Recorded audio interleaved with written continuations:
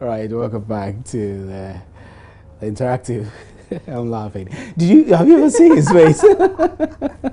No, never been privileged. Never. You? I have, yeah. I mean, I was in GIJ. He was in GIJ too, so I know him. You know. Oh, so you have secrets. Oh no, it's all right. So what's up today? Well, after 2 days of heated exchanges between residents of Old Fadama, the police and city authorities, calm has returned to the area as the demolition has been halted. There's a new provision on the table for the displaced residents. We will tell you more about it. Tonight also, how about we rally round the Ghana flag for a common cause? I'm Jennifer Jane Asante and you're welcome to Joy News Interactive.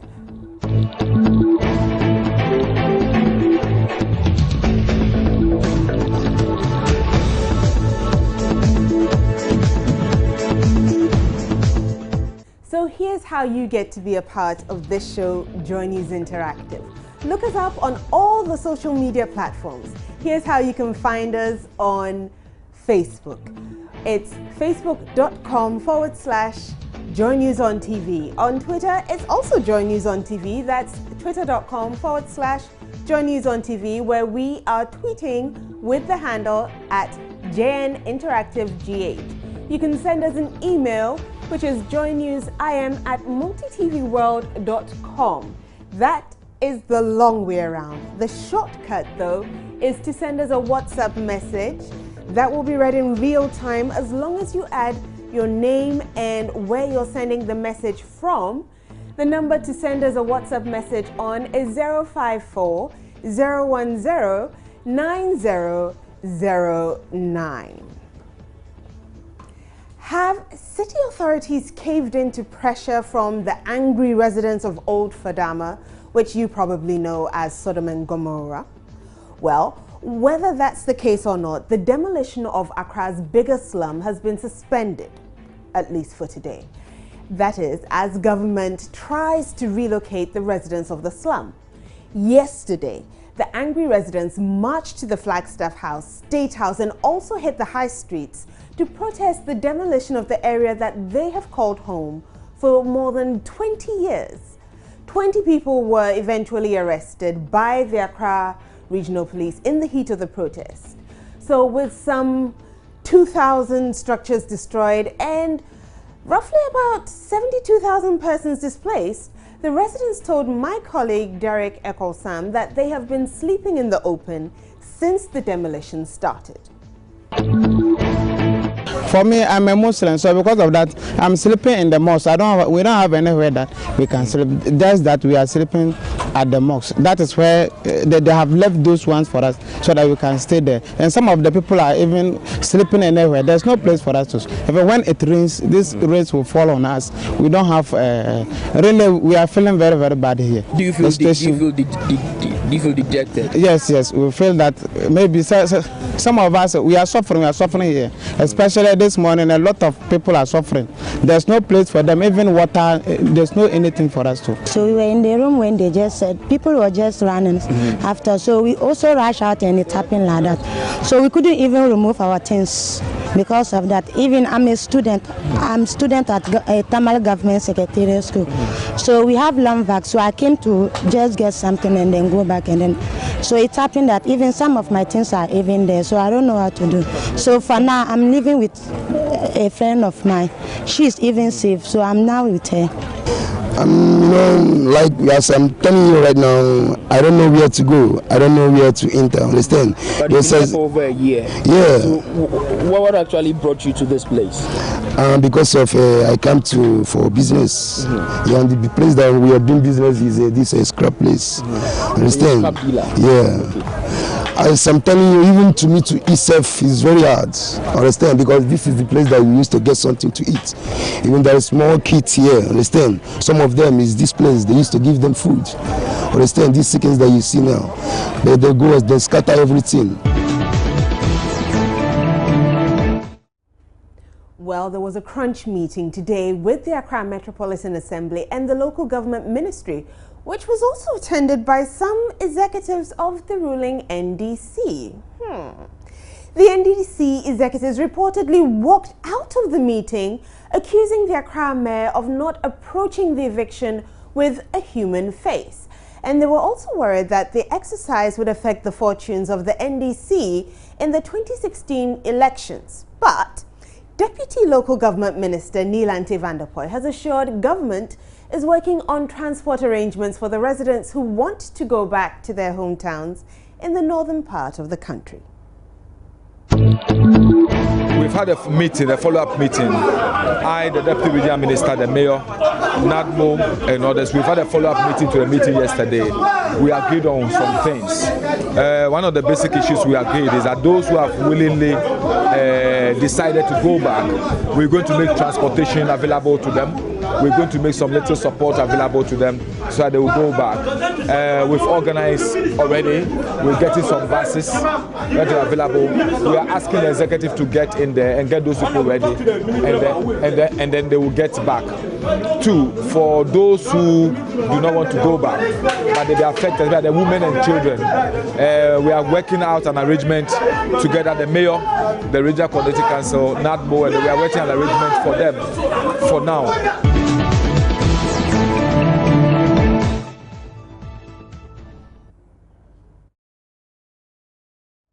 It's not surprising that the demolition has got a lot of people talking.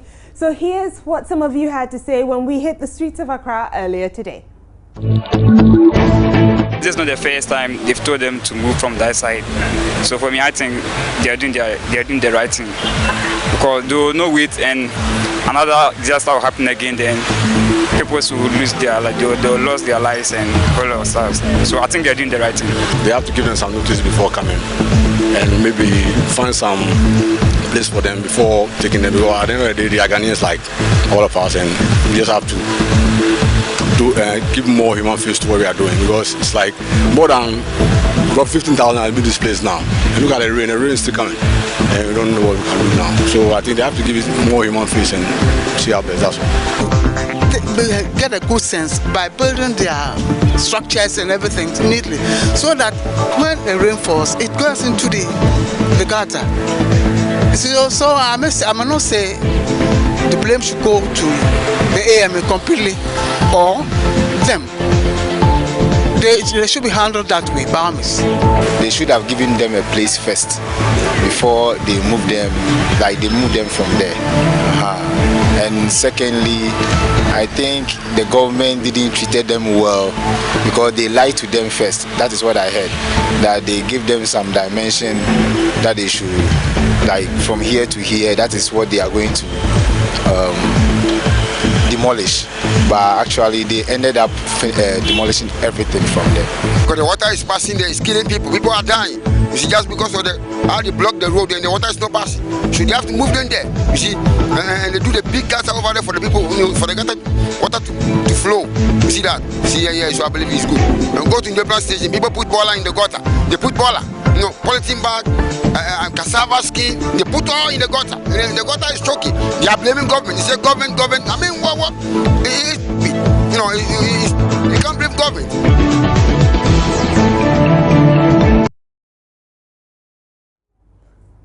Well, it looks like the whole demolition is getting political again. Is that the best way to go around this exercise? We'll be taking your social media comments on that in a little bit. But let's fly the flag. Remember the once vibrant pressure group Occupy Ghana and the supposed breakup? Well, its offshoot, Citizen Ghana, today embarked on a boots on street action dubbed Fly the Flag at Manche Agbona in Jamestown. The move is aimed at compelling Ghanaian citizens to own the political space while putting Ghana first. Professor Alex Dodu is a leading member of Citizen Ghana. The whole atmosphere has become polarized, whether it's on religious lines, cultural lines, tribal lines. And what Citizen Ghana is saying is that it's about time we think of Ghana. It's about time we look at one thing which makes us one, which makes us a people, and that is this country. It's the only one we have anyway, and we can't do anything about it. So what we said is that let's get together. Let's look at what are the things which bring us together. Just like when it's soccer time, nobody says you are this party or this religion or this tribe. It's about Ghana. And we believe that's the most powerful thing we have, Ghana. A big, powerful engine to drive us forward. We believe that we are solving our problems always in a divisive way. It's not shouting or we and them. It's not necessary. Our focus is one. It's about Ghana, and we can move Ghana forward. We really can solve our problems. Dumso, unemployment, can't we solve it with the brains we have? But if we are going to use half the brains at any time because of religious, cultural, political reasons, then we are losing out.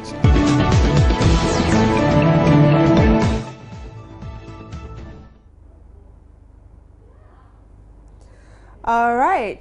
So let's find out what you've been saying on Facebook. We'll start off with your comments on the demolition of Sodom and Gomorrah. We have today's demolition of Old Fadama has been halted. The local government ministry has now announced plans to compensate residents whose homes were wrongly demolished. Abu Ike says, I believe now that Mr. Okovandapoy is the best mayor. This action nevertheless may cost him his position, but at least the succeeding generation will come to know that there ever was a fine gentleman who wanted to do the right thing. Patel Salau, many houses in Sodom and Gomorrah are illegal buildings. We cannot say they were wrongfully demolished. What will claimers with illegal buildings use to seek compensation? Is it a photograph or approved plan backed with land deed? It's like asking people without sin to cast stones on a sinner. Nobody will cast a stone because everybody's a sinner. Ismail Halil says structures were put up illegally and therefore must be demolished as quickly as possible to avoid further disaster. Kay Nicholson believes that Sodom and Gomorrah needs to be demolished, but how to go about it is what I think the mayor is failing in. Demolition exercises are not done in the rainy season according to the UN. Also, did the mayor think about those writing BCE? Why are they providing transport after demolition and not before the demolition? Goodies Asante Esiama is wondering if the government is serious at all. See, now they fear they might lose votes, and he's shaking his head. As is Nana Kwesi, who says, I swear this country needs a department of common sense. Eche Crown Kwashi is thanking God. The right thing must be done. That place should be demolished, but the right process must be followed. Thank God these people are going to be compensated. Hello, God knows Billy. He says our leaders are weak because of votes. They're simply halting this demolition, not because of compensations, but rather for the fear of losing votes. And he thinks that they're selfish. Trady says they can settle at Budumburam camp on the Kasa Winneba Road. Oh, that's foul. Prosper Achichogui says, are we serious at all in this country? Why should our leaders sit down doing nothing for the people to encroach on those lands before talking about demolition?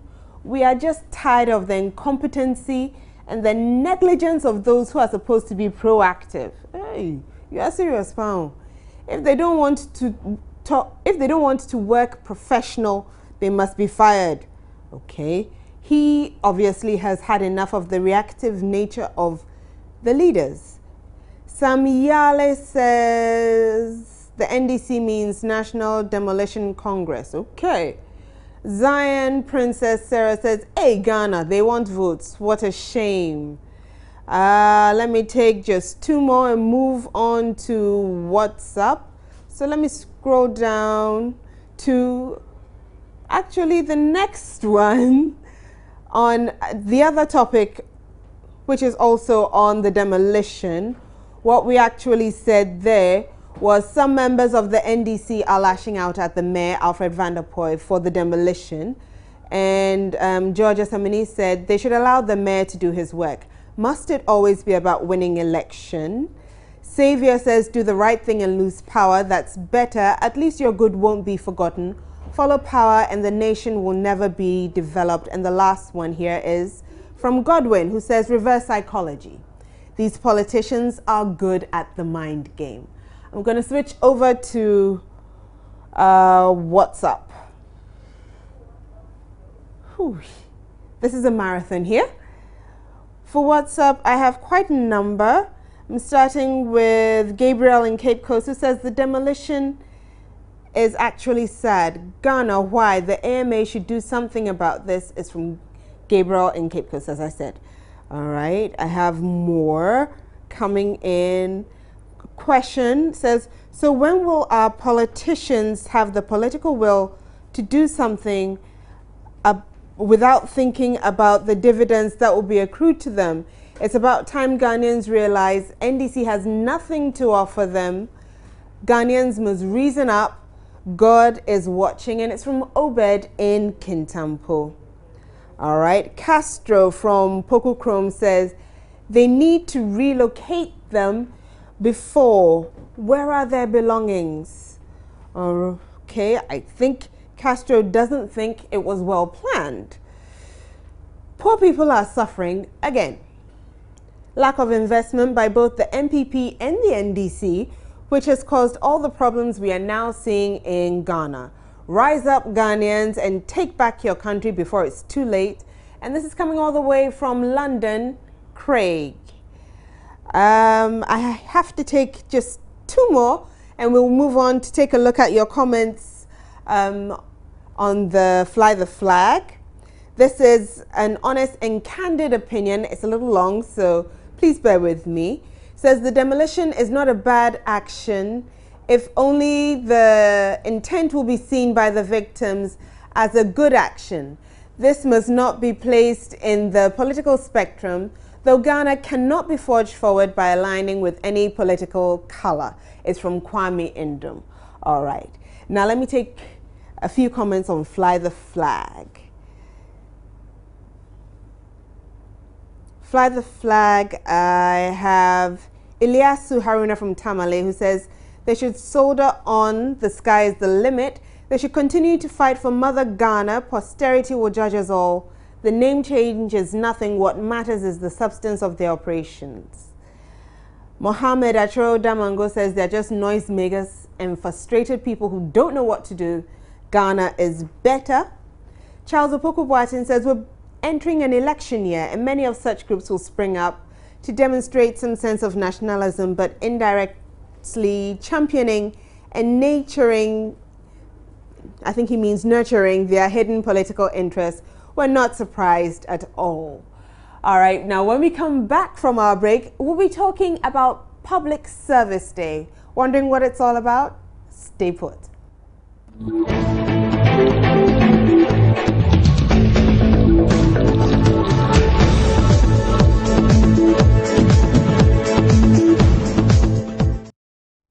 Today, June 23rd, is UN Public Service Day.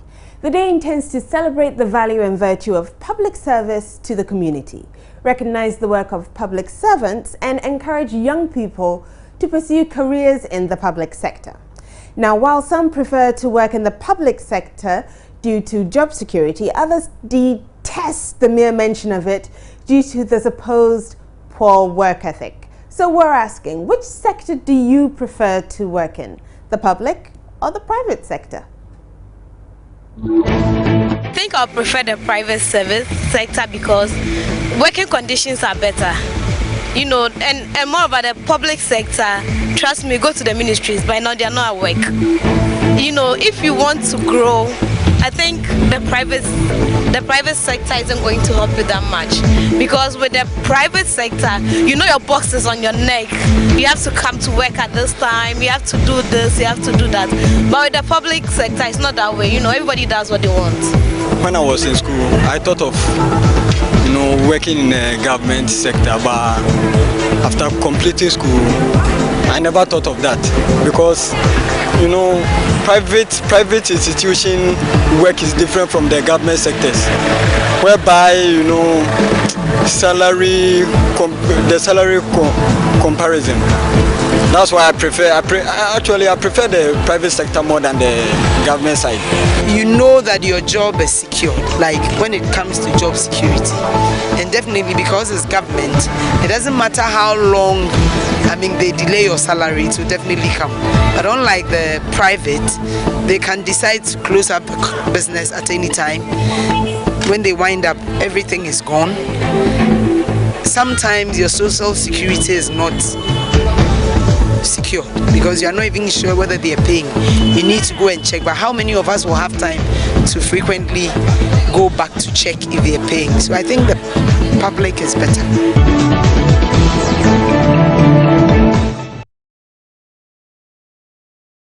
I'm hitting Facebook now to see what's being put there, and that enigmatic guy called Kofi Wellington says, already in the public sector and I'm loving it. Fatal Salau says, I prefer working in the public sector. And Kweku Fuseni says, I prefer working in the private sector. There's no trust in the public sector. Bismarck says public sector. With part-time in a private sector will do. I prefer both at the same time, but one at part-time. Abdullah prefers the private because there's motivation. Mak Yenli says, where rules and regulations are measured and strictly applied, he prefers private. KD Wonder says the public is more secure, but it's not as funded, so he likes the private. Dave prefers the private because the rules and measures are strictly applied. And God knows Billy says the private sector will work better for him. There are no politics and he'll be better paid. All right. Junior Loves Camry says he's been attending private school since he was born, so he wants to work for the public sector so he can cause change. All right. We have more comments, but I think it's time we take a look at what's trending.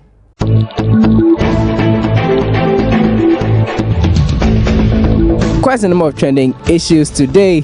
We have Sodom and Gomorrah, and then there's the hashtag Kinky for the Needy, and composer for Titanic theme song. Remember? It goes something like, every night in my dreams, la la la la la la. Yeah, remember?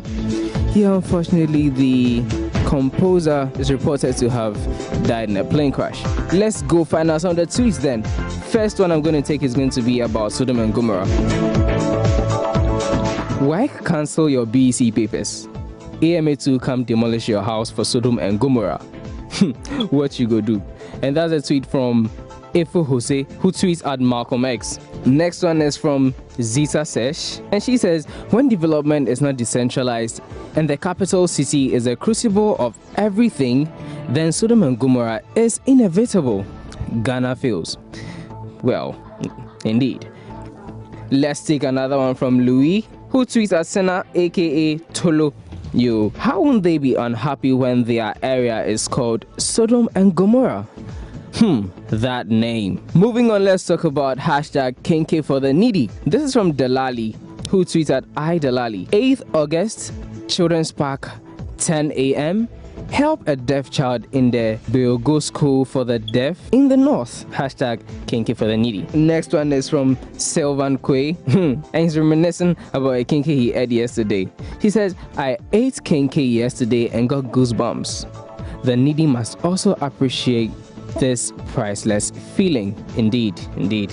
Very good one there, Sylvan. Now let's go to James Horner, composer of the Titanic theme music. This is from Elmo R. Lugo. James Horner was a virtuoso, subtle, stirring, and astonishingly prolific. Wow, very compelling adjectives there. Next one is from Brandon, and that is actually going to be the final tweet I'm taking. And Brandon says, R.I.P. James Horner, one of the best composers. You couldn't have said it any better, man. Indeed, he was. We've lost a gem. Rest in peace, James Horner. But yeah, those are some of the issues trending on Twitter. My name's Lord Harris Asare.